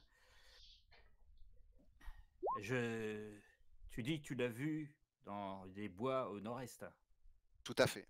À plusieurs semaines de marche dans un endroit que je n'avais encore jamais exploré. Je n'étais jamais allé si loin dans cette direction. Moi, je glisse un regard vers mon mari, vers Ralph. Je dis, t'as déjà entendu parler de ça? Il y a des chasseurs qui t'en auraient parlé de ça? Alors, tu le vois, lui, il est dans un coin et il vous laisse un peu, il participe de loin à la conversation. Alors, c'est pas forcément parce qu'il a pas, pas forcément parce qu'il a pas envie. C'est juste que il est dans un coin et tu vois, il est en train de réparer peut-être son armure de cuir, un truc qui était déchiré, donc il essaie de rafistoler comme il peut. Mais je pense qu'il en profite parce que d'habitude, il est complètement accaparé par nos deux gamines qui sont super contentes de jouer avec lui et tout ça. Ah bah là, les deux, Et là, en fait, elles sont à table toutes les deux et elles boivent les paroles de Hervard. Et elles ont des grands yeux ouverts et mi-intriguées, mi-apeurées. D'ailleurs, elles n'osent pas poser de questions, mais dans leur regard, on, on sent que ça les démange. Mm. Et tout en continuant à réparer, il hausse les épaules et non, mais après, si c'est à 1 ou 2 semaines d'ici, de l'autre côté de l'autre côté de la grande forêt, on évite d'y aller, non. Ouais, même peut-être davantage encore. Je pense avoir marché plus longuement. J'ai Ah, compté les lunes et il y en avait davantage qu'une quinzaine, je pense. ah bah, si c'est encore plus loin, non, j'y suis jamais allé. J'aimerais bien les observer, histoire de voir si elles pourraient potentiellement venir par chez nous. Notamment si je réussis à trouver des traces de pas dans les forêts à proximité. Bien sûr. J'irai faire un tour. Très bien, je t'accompagnerai. Je pense qu'il faut les observer davantage pour comprendre potentiellement leurs points faibles si elles constituent une menace pour nous. Oui, je serais assez curieuse de les voir aussi parce que. Mais je me pose la question si d'aller les voir risquerait pas de les attirer en trace. Et la question que je me pose, est-ce que cette créature ne t'aurait pas suivi? Non, tu me connais, j'ai pris les plus grandes des précautions en revenant, mais elle ne m'a même jamais vu. Je l'ai observée, je suis resté à bonne distance. Elle ne t'a pas senti non plus? A fortiori, non. Et encore une fois, j'ai passé plusieurs semaines dans la forêt. Mes vêtements sont, sont imbibés de l'odeur de l'humus et des différentes essences d'arbres que je croise et qui composent nos forêts. Il s'agissait d'une créature intelligente, donc capable de te suivre. Ça m'étonnerait qu'elle aurait fait preuve d'une aussi grande violence face à sa proie. D'ailleurs, si elle avait vraiment faim, elle t'aurait sauté dessus pendant ton voyage de retour. Oui, aussi, mais je pense réellement qu'elle ne m'a pas perçu. Je suis vraiment resté loin. Je sentais que ma vie en dépendait. Quand tu dis ça, quand tu parles de ça, ces deux filles hein, et elles ont quel âge?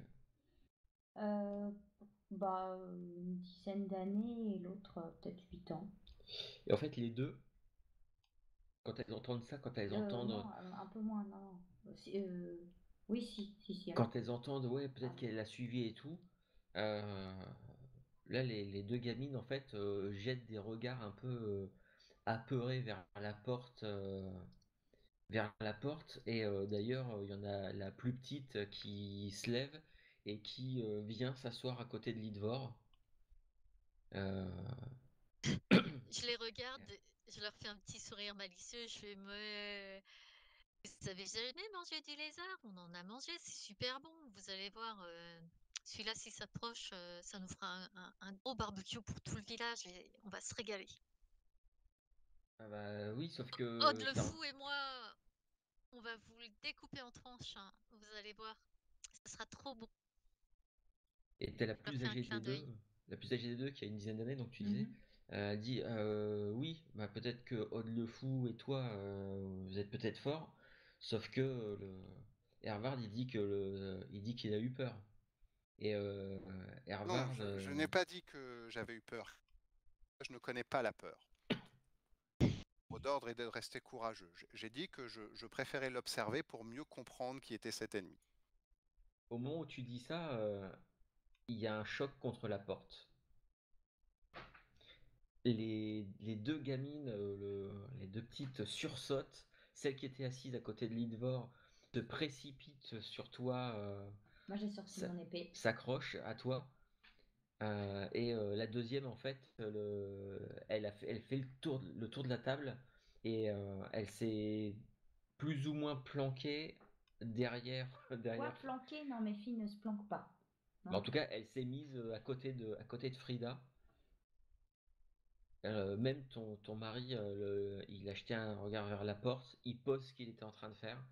On entend quelque chose derrière la porte qui frotte contre la porte, puis la porte qui commence à secouer des coups contre la porte. Qui est là? Bah, ça répond pas.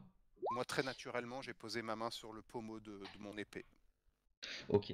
Alors, Moi, ce que je vais faire, c'est que je vais sortir par la fenêtre et je vais faire le tour pour essayer de surprendre la personne qui est à la porte. En tout cas, s'il répond pas, c'est bizarre. comme il y D'accord. a eu pas mal de va-et-tir pendant un moment, Mhm. on a essayé de mettre en place une espèce de petite communication avec eux.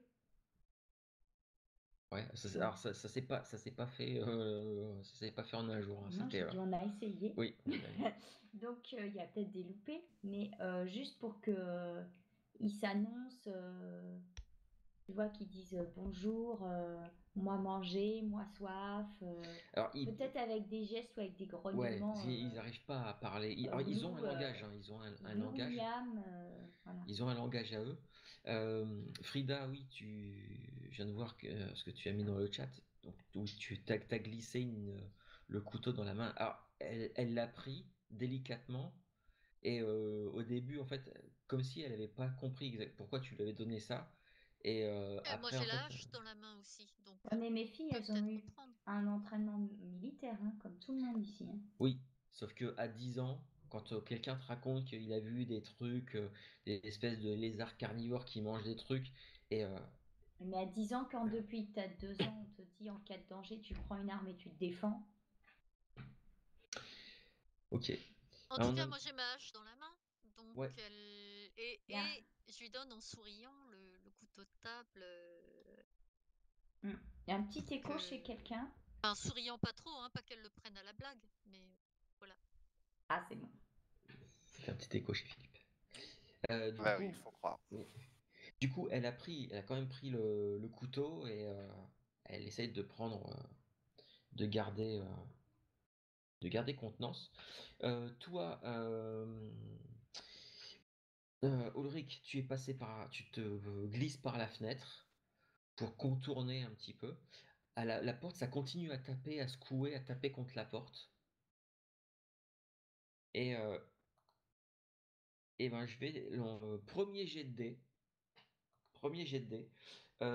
Ulrich, je vais te demander parce que je suppose que tu essaies de faire ça discrètement pour observer un peu ce qui est devant la porte. Ouais, c'est ça.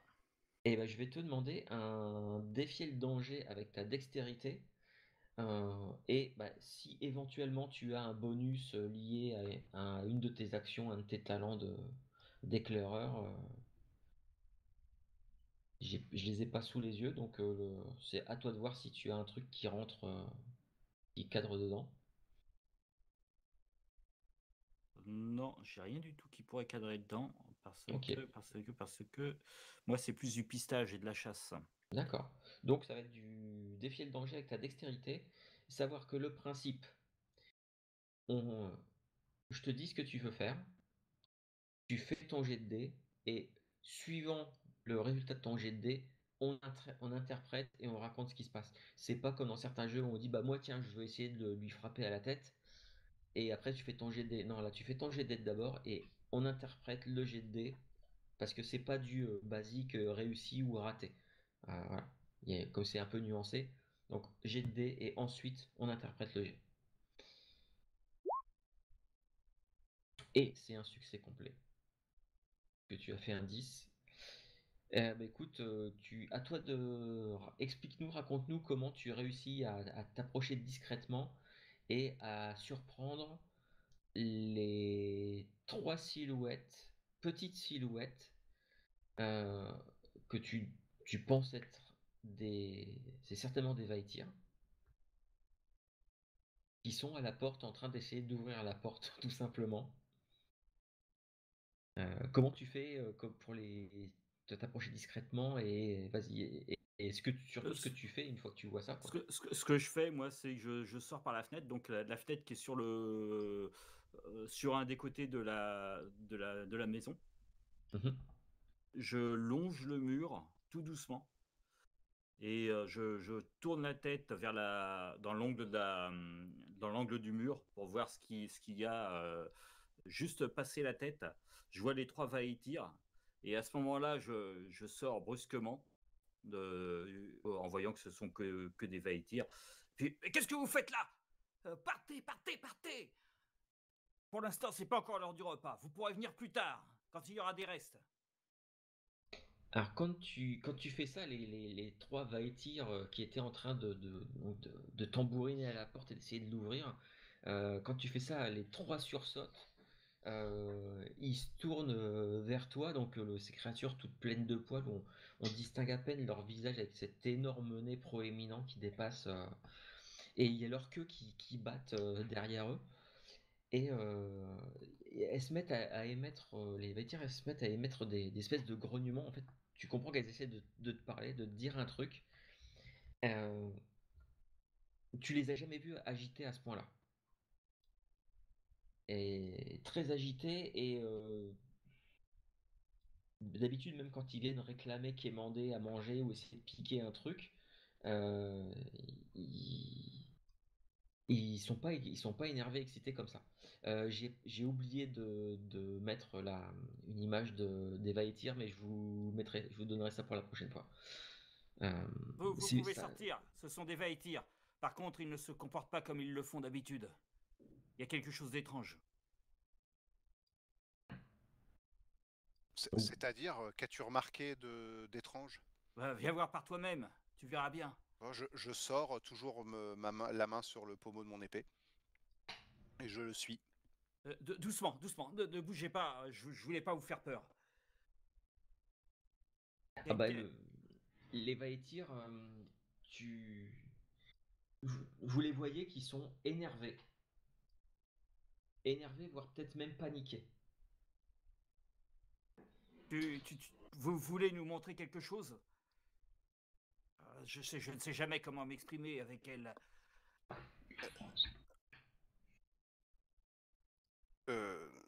Attends, laisse-moi. J'essaie de m'approcher. Ce sont des créatures que je connais.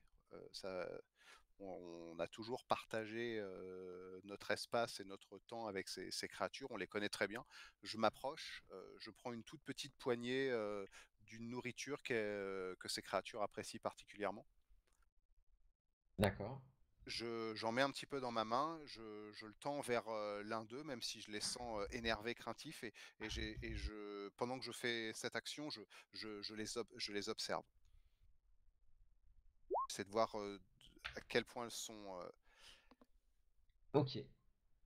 elles sont nerveuses. Eh bien, pour toi aussi, je vais te demander un petit jet de dés. Et je vais te demander de faire un discerner la réalité.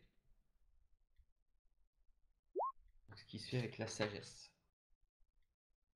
Waouh, succès complet. Donc tu vas pouvoir me poser 3 questions de la liste. Hein. Donc la première, c'est à quoi dois-je être attentif? Je vois ces créatures énervées devant moi. J'essaie de les calmer un petit peu, de faire en sorte qu'elles se concentrent sur moi. Mais est-ce que je dois vraiment être attentif à leur... Voilà, je cherche à savoir quel comportement précisément elles ont et s'il n'y a pas autre chose qui se cache derrière et si je n'entends pas au loin des bruits Alors, déjà, qu'on n'a pas première l'habitude question. d'entendre. Alors déjà, à quoi tu dois être attentif? Ah oui, ça j'ai oublié de vous préciser pour les autres. Ces questions-là, quand les discerner la réalité, vous avez le droit à 1 ou 3 questions. Vous me posez ces questions-là et après, même si ça peut être assez générique ou parfois vous avez l'impression que ça cadre pas avec ce que vous cherchez, vous me posez une question et c'est à moi de me débrouiller pour faire rentrer l'histoire dans ces questions-là, dans les réponses. Et là, à quoi tu dois être attentif? En fait, alors que tu as pris de la nourriture et que ils n'y font pas attention, ils ne cherchent même pas à le prendre, alors que d'habitude, tu tendrais de la nourriture à un va-et-tire, il se précipiterait pour venir la chercher. Là, non seulement il n'y fait pas attention, mais en plus de ça, tu te rends compte que il y a un liquide noir qui leur sort du nez, euh, et aussi qui a l'air de leur sortir de leurs oreilles et ça macule leur fourrure. D'accord, c'est quelque chose de tout à fait inédit. Je n'ai jamais remarqué ce comportement, même sur Non, certaines d'entre elles qui se seraient empoisonnées en mangeant des baies qu'elles n'auraient pas dû manger. Enfin, je n'ai jamais vu ça. non, non, non, ça t'as jamais vu ça. Que va-t-il se passer? Et ben en fait, quand il y a tu te rends compte qu'il y a un des va-et-tire qui est là, pas celui qui, enfin, si celui qui est le plus énervé, euh, tu le vois qui il se met à trembler comme, et il a du mal il commence à chanceler. Mais je sens de la peur. Je connais ces espèces qui sont même assez craintives. Est-ce que ce sont je reconnais la peur dans leur comportement? Non, pas de la peur, justement. Le problème, c'est que ce comportement-là, tu l'as jamais vu de leur part. Tu les as jamais vus comme ça. Et celui qui est en train de chanceler, bah, tu le vois qui se met à vomir sur place. Il est à moitié, il s'effondre à moitié au sol et il vomit. Il est pris de spasmes et de tremblements. Je pense tout de suite à un empoisonnement. Je me redresse, je les regarde, je fais un pas de côté, je regarde autour de moi et je me demande qu'est-ce qui pourrait m'être utile ou précieux ici. Euh, Alors, ce qui pourrait être utile, précieux. Pour comprendre, dans le sens pour comprendre la Ouais, situation. ouais. Moi, en parallèle, est-ce que j'avais un élixir déjà préparé, Oui, métamorphique? ouais, ça on peut considérer que tu en avais peut-être une dose de près. Ouais, ce que je vais essayer de faire, c'est essayer de prendre la forme d'un Vaïtir pour essayer de communiquer avec eux. D'accord. Alors juste, je finis avec Ouais, ouais, mais c'est Hervard, pour te dire ce que je fais que tu fais en en attendant. parallèle, ouais. Hmm. Hervard, alors c'est pas forcément qui pourrait être utile pour gérer la situation, c'est juste que tu te rends compte que le boucan qu'ils ont fait, il y a des gens un peu tout autour il y a des têtes qui commencent à sortir des maisons pour regarder ce qui se passe. Et il y a quelques personnes qui commencent à s'approcher et hormis le va-et-tire qui est au sol en train de vomir, les autres ont l'air de paniquer encore plus. Tout de suite, je prends. Ils ont l'air de paniquer une fois que des villageois s'approchent d'eux. Oui, ouais. Ce qui est un comportement tout à fait inadapté à la situation. Normalement, ils ne sont pas aussi craintifs vis-à-vis de nous. Non, et d'ailleurs, il y en a même un qui commence qui se met à grogner. Alors, vous les avez déjà vus, hein, quand ils se battent entre eux, tout ça. Mais là, il y en a un qui se met à grogner. Ils ont une bouche pleine de chicots à moitié cassés, ou c'est pas très droit, et ça sent franchement la croquette. Et là, il y en a un qui se met à grogner vers l'humain qui est le plus proche de lui, donc parmi vous. Donc c'est peut-être toi, Hervard. Je suis au même niveau qu'Harvard. Donc, calme-toi, doucement. J'essaye de l'apaiser. Oui, c'est très bien. Vas-y, je pense que nous pouvons l'apaiser. Je ne comprends pas ce qui leur arrive. C'est vraiment incroyable comme comportement. Doucement, on peut s'occuper de vous. On peut vous soigner si vous le souhaitez. S'il vous plaît, rentrez dans vos maisons. S'il Oui, vous plaît, ne vous approchez pas. rentrez dans vos maisons, rentrez chez vous. Ça pourrait être dangereux. Donc, les quelques personnes qui s'étaient approchées, quand ils voient le truc, quand ils voient un des Vaetirs qui est au sol en train de vomir, l'autre qui se met à grogner, il y en a il y a un guerrier qui, mais qu'est-ce qui leur arrive? On peut pas. Regardez l'autre, regardez comment il est en train de grogner. Qu'est-ce qu'il va faire? Il va nous attaquer. Si c'est ça, faudrait peut-être les chasser à coups de pique dans le cul là. Faut les faire partir. Non, on les chassera pas à coups de pique dans le cul. Tu veux que je te mette une pique dans le cul à toi? Alors le type, celui qui a dit ça, il te voit, il, il regarde un peu Lidvor, tout ça. Il ose pas trop, et il dit rien de plus que bon bah si vous voulez pas les chasser, c'est votre problème, hein. Voilà, c'est ça. Au moment où il a croisé mon regard après le petit affront de Frida, je lui dis, je l'appelle par son prénom, je lui dis, prends quelques hommes, faites le tour. Apparemment, ils n'ont pas un comportement habituel. On a souvenir qu'il y a eu des nuits où il s'est passé des choses étranges. Alors oui, c'est arrivé. Alors ça n'arrive pas très très souvent, mais vous êtes rendu compte, après quelques semaines après votre arrivée il y a une quinzaine d'années, que certaines nuits, les monolithes se mettaient à vibrer, à émettre des espèces de vrombissements pendant une partie de la nuit. Et c'est déjà arrivé que ça cause des problèmes au niveau des animaux. Mais certaines personnes ont déjà été, certains humains ont aussi été affectés. Par contre, vous ne savez pas de ce qui déclenche ça, ce que ça veut dire, et vous n'aviez jamais remarqué que des Vaetirs étaient touchés par ça. Toujours est-il que l'ordre que tu as donné pour que le type prenne quelques hommes et aille patrouiller un peu aux alentours, ça l'arrange bien. Il ne reste pas à côté. Voilà. Et moi, qu'est-ce que je sais qu'ils apprécient le plus comme nourriture ou comme boisson? Qu'est-ce qu'ils aiment bien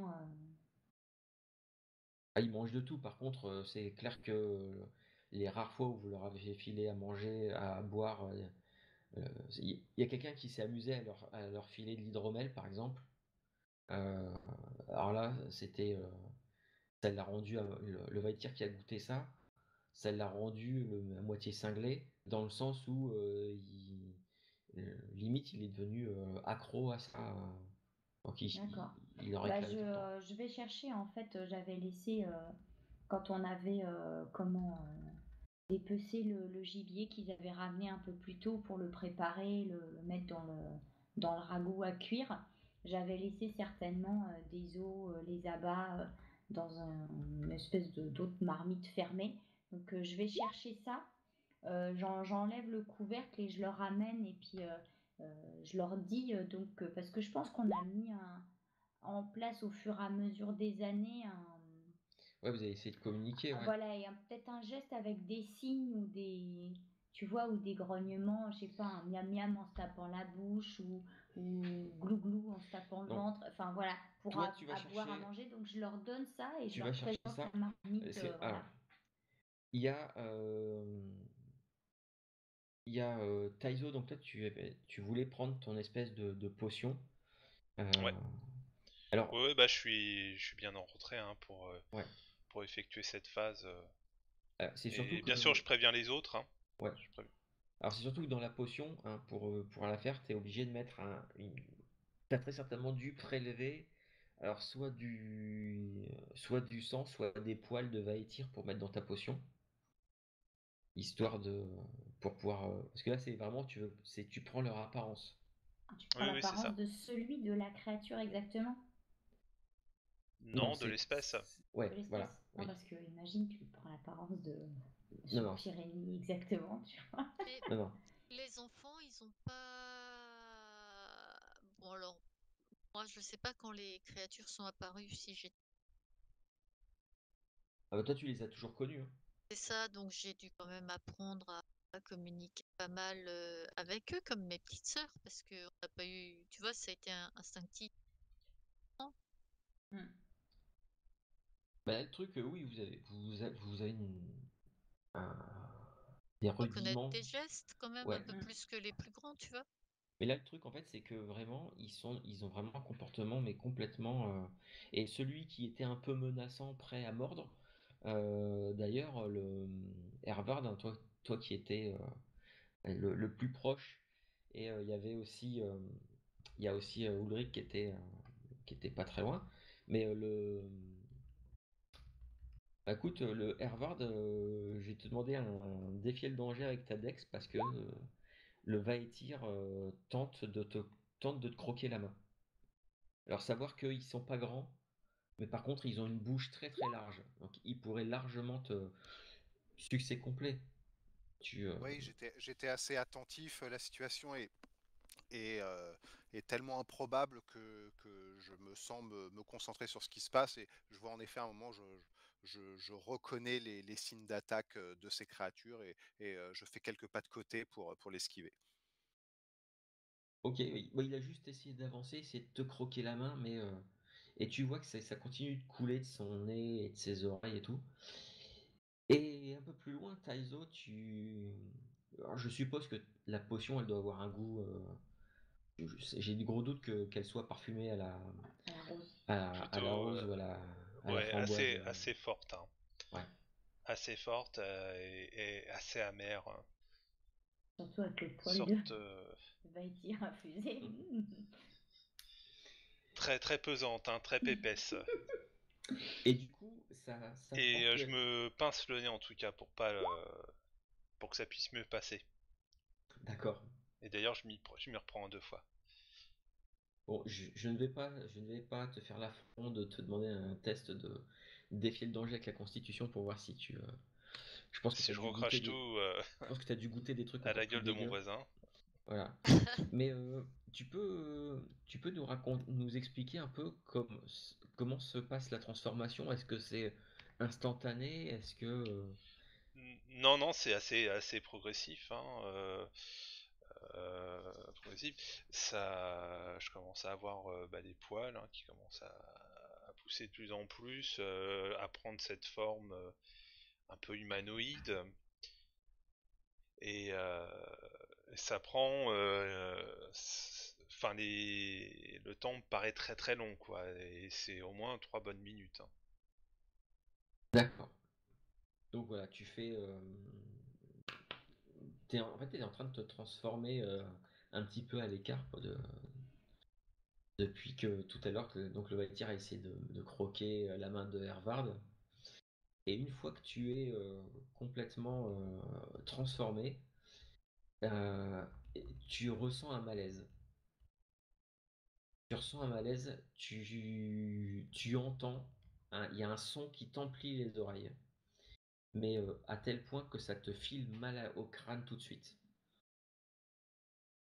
Ah Et vous me voyez en train de me mettre les mains sur mes tempes pour essayer vraiment de cacher ce bruit affreux. Donc il y a un... Tu étais dans la maison ou tu étais sorti pour te Ah non, transformer? j'étais pour l'instant dans la maison. Je venais juste T'es encore dans la D'accord. maison. Il y a un finir Vaetir dans la ma maison, transformation. donc. Et je vous avais prévenu de cette transformation. D'accord. Ouais, quand je vois moi qu'il a hurlé et qu'il se met les mains sur les oreilles, je lui donne, je sais pas, un tissu, une cape ou une fourrure, n'importe quoi, et je lui tends pour qu'il se protège. Et du coup, je fais un aller-retour du regard entre lui et les Vaïtirs qui sont là. Est-ce qu'ils ont l'air aussi de se tenir comme ça les oreilles ou de... Tu te rends compte que, comme ce qu'a vu Hervard, les Valytirs, alors celui qui vomissait vient de s'effondrer, il est pris de soubresaut comme s'il faisait une crise d'épilepsie, mais bon, même si ça vous connaissez pas, mais Ah, on a voilà, peut-être déjà vu aussi, doit. oui, non, mais je veux dire, vous ne l'avez pas identifié comme Oui. étant oui, une maladie, Mm. c'est voilà, mais en tout cas, il fait ça. Euh, et oui, ils ont tous comme du sang qui coule de leurs oreilles. D'accord. Et d'ailleurs, toi, Taizo, avec la forme de Vaïtir, tu t'entends cette espèce de bruit sourd mais qui te vrille les oreilles. Et surtout, tu as l'impression d'entendre des murmures à travers. C'est inintelligible, mais on a vraiment l'impression d'entendre le. Et ces murmures, je les avais jamais entendus avant. Non. Mais d'où viennent-ils? Cela ne Et semble c'est pas un être... langage, j'arrive quand même à comprendre. Alors, Ou c'est t'arrives plutôt pas. des ultrasons. Non, t'arrives pas à comprendre ce qui est dit. Et le son est vraiment très très bas, mais ça te fait vibrer vraiment les oreilles, les tympans, et c'est très très désagréable. Le- Mais j'entends comme si c'était, je sais pas, j'arrive à distinguer quelques mots, même si j'arrive pas à les traduire, mais Non, comme si je ressentais une voix d'un être, d'un animal. c'est plus comme si ça marmonnait. Tu sais, c'est ou comme quand tu entends des gens qui discutent, mais dans la pièce d'à côté, tu entends que ça parle, mais t'arrives pas du tout à comprendre. Ouais, donc c'est quelqu'un en tout cas qui doit essayer de les manipuler, quoi. La couverture ou le tissu que je lui ai passé, s'il peut se la mettre sur les oreilles, ça change quelque chose ou pas? Ça ne change rien du tout. D'accord. Ça change rien du tout. Et exceptionnellement, je vais vous demander à tous de me faire un défi le danger avec la Constitution. On va régler ce truc-là et je pense qu'on s'arrêtera là-dessus pour aujourd'hui. Alors, Hervard, tu peux te mettre un XP. Ulrich, tu peux te mettre un XP. Lidvor, un XP. Et voilà. Il va nous manquer Taizo et Frida. Défier le On les danger note tous avec. les XP? Ah mince, ouais, pour l'ajouter, c'est où Ah oui, l'XP? c'est pour Avec l'XP sur 9. Oui. Constitution.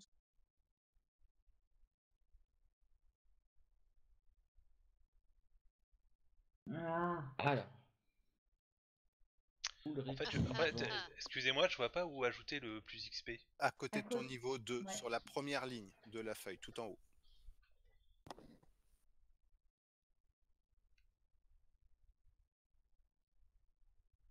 Ok, c'est bon.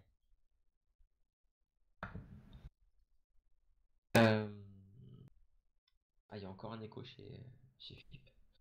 J'ai pas compris ce que t'as fait en haut. C'était pour noter les XP.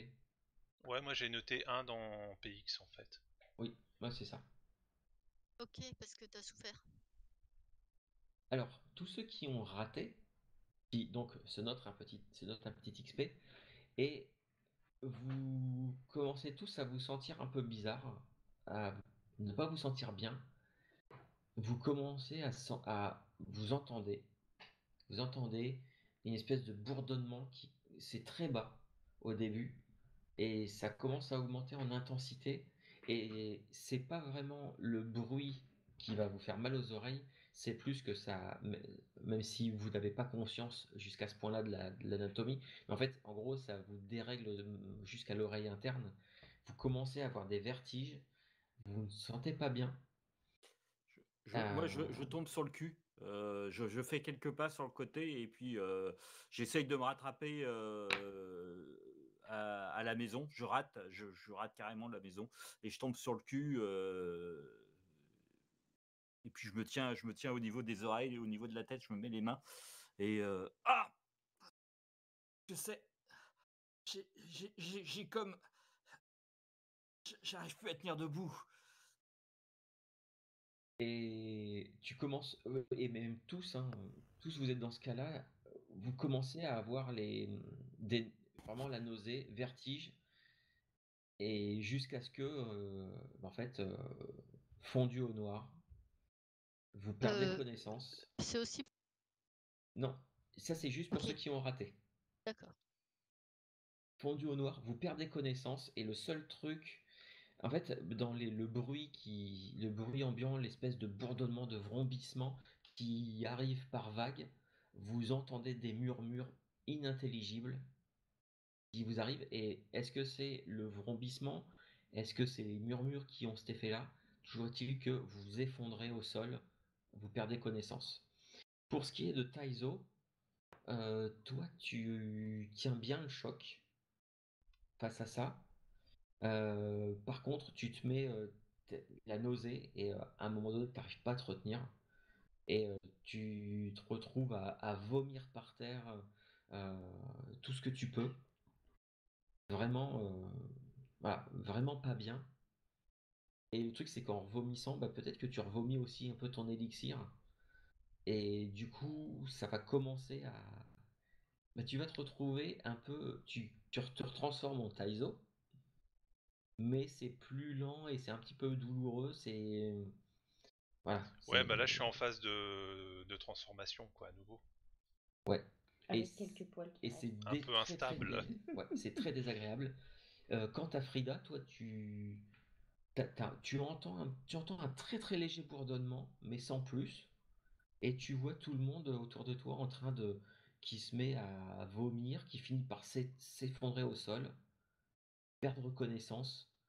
Euh, Tous ceux qui perdent connaissance, tu vois même du sang qui coule de leur nez et un peu de leurs oreilles. Et voilà, tu te retrouves quasiment seul. Il y a juste euh, il y a juste le nouveau mari de Lidvor, donc en gros c'est ton beau-père quoi, qui lui est debout en se tenant au chambranle de la porte. Il se tient, il a du sang qui coule de son nez, mais il ne perd pas connaissance. Sinon, les petites ont perdu connaissance aussi. Et surtout, c'est que même dans le village, les gens qui étaient un peu aux alentours, qui étaient retournés chez eux, tu entends quelques gémissements, tu vois un type qui sort de chez lui, celui qui t'avait interpellé, que t'es un peu rembarré, il sort de chez lui, il fait quelques pas en se tenant les oreilles, et il s'effondre au sol. Et il y a des gémissements un petit peu partout autour de vous. Du coup, je m'avance un petit peu pour m'éloigner un petit peu de la maison, tu vois, me retrouver un petit peu au milieu des autres habitations et tout ça. Mhm. Et je regarde autour de moi et je regarde vers le ciel. J'essaye de comprendre. Enfin, je comprends pas ce qui leur arrive à tous, quoi. Non, tu comprends pas ce qui leur arrive. Et le seul truc, c'est que dans le ciel, tu vois quelque chose. Vous n'en avez, il y en avait quand vous étiez chez vous, loin au nord des aurores boréales. Et là, il y a l'air d'y en avoir, mais ça se comporte pas exactement comme celle que vous voyez chez vous. Il y a une espèce de lueur un peu Après, j'en malsaine ai qui jamais vu, éclaire un moi. peu. Bah, on t'en a certainement parlé des lumières des lumières vacillantes dans le ciel. On t'en a peut-être déjà parlé. Donc pour toi, ça doit être ça. Ouais. Mais rien qu'en voyant ça, t'as un petit léger malaise. Et je propose qu'on s'arrête là-dessus alors que dans le village, il y a des gens qui sont au sol, toute ta famille qui est quasiment au sol, ou pas bien. Et toi, Frida, qui est quasiment l'une des rares à être encore debout et le nez levé vers les étoiles. Et c'est une espèce de lueur dansante au-dessus du village. Enfin, c'est pas que au-dessus du village, c'est vraiment partout. Partout tout autour de toi, dans le ciel, à perte de vue, il y a ça, il y a ces lueurs. Et on s'arrête là-dessus pour aujourd'hui. On continuera, on reprendra tout de suite après lors de la prochaine session.